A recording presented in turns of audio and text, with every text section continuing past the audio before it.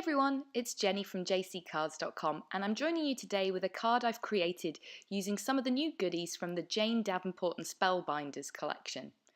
It uses the new sparkle markers and the Fair Feathers dies. So let's get started. These are the dies and the sparkle markers. I'm not using that unicorn stamp set today, but it is pretty cool and I hope to show you it in a future card.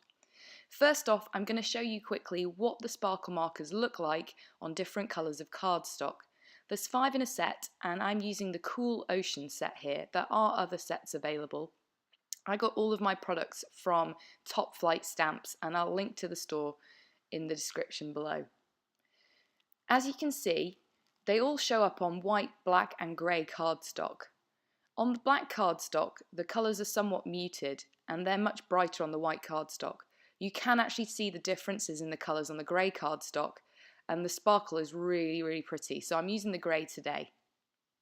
I've die cut each of the feathers from the die set out of this grey cardstock. It's by Catherine Pooler from the Smoke and Mirrors cardstock set. And I'm just going to run them through my die cutting machine.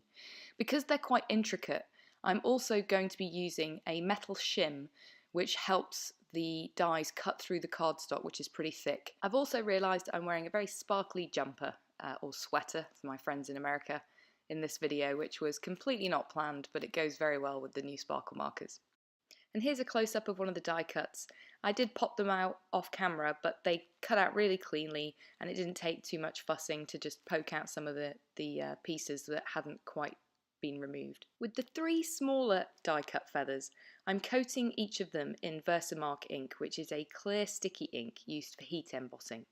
I'm just flipping over the die cut, popping it into the VersaMark and pushing down lightly with my finger just to make sure each of the pieces is completely coated. I'm going to heat emboss each of these feathers by coating them in embossing powder, and for my first feather I'm using Kiss of the Fairy, which is a pretty pink sparkly embossing powder by Rita Barakat from Emerald Creek. And for my second feather I'm using Mermaid Fin, which is blue sparkly, and I thought these colours matched pretty well with the new Cool Ocean sparkle markers. So I've coated them completely in embossing powder and I'm then just heating them up with my heat tool. And for my third feather I'm just using gold embossing powder. I think this is by Ranger. I've only done 1 coat of embossing powder, but you could of course, once these are heated up and cooled down, you could recoat them with VersaMark ink and then do a second layer. But because the die cuts were quite detailed, I wanted to just do the 1 coat in case I lost some of that detail. For my background, I've die cut using a stitch rectangle die, a piece of white cardstock, and I'm now just flicking it with a small paintbrush and just clear water. For those of you who don't know, you can actually heat emboss with water. So I've tipped my Ranger gold embossing powder over the water splatters and I'm just heating it up. I'm then repeating the process and I'm going to add some more splatters with the Mermaid Fin, and that will just help tie in the background colours with the colours that we've already used on the die cut feathers. Once that's heated up, I'm going to set it aside and we're going to colour in our largest die cut feather. So I'm using each of the sparkle markers and I'm just scribbling them liberally over the die cut. I've got a piece of scrap paper behind just to avoid drawing all over my glass mat. And I'm giving each of the piece of the feather a good coating with first off the purple marker. I'm then going to switch to a different colour and slightly overlap the purple with this blue colour from the set.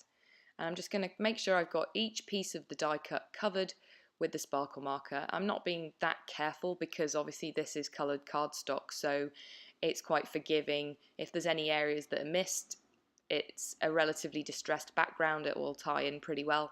And then I'm going to use one last colour over the top of the die cut. And these colours, they all go very well together. The sets of 5 are well coordinated. I think one of the other sets is oranges and yellows, which I hope to get my hands on very soon. And you can see that's created a sort of sparkly purple blue ombre look for my feather, which goes really well with the embossing powders that I've used. I've then backed the stitched rectangle with foam tape and added it to a white card base. I'm using art glitter glue, which is a dries clear adhesive, and adding a fine layer of glue to some of the parts of the largest feather, which I will adhere directly down onto the background itself. For the 3 feathers that we've heat embossed, I decided to adhere them together in a bundle after a lot of playing around with the placement. So I'm using the glue again. I've adhered them together in a bunch just kind of towards the bottom. The top I haven't used the glue. And I then decided to wrap gold thread around the base. I wrapped it around 7 or 8 times. I will be honest, I could not tie a bow. And then I've adhered it directly over the large feather. I'm using the DMC thread. And as a finishing touch, I'm using a sentiment from Creative Expressions Showered with Love sentiment set, which is like one of my all-time favourite sentiment sets. I've stamped it in VersaFine Onyx Black ink over the top. If I'd planned ahead, I would have done that before adhering down to the card base, and that completes the card. I hope you enjoyed. If you did, I'd love to hear from you. Please give me a comment, think about subscribing, and here's some other videos you might like if you enjoyed this one. Thanks everyone, have an awesome day. Bye!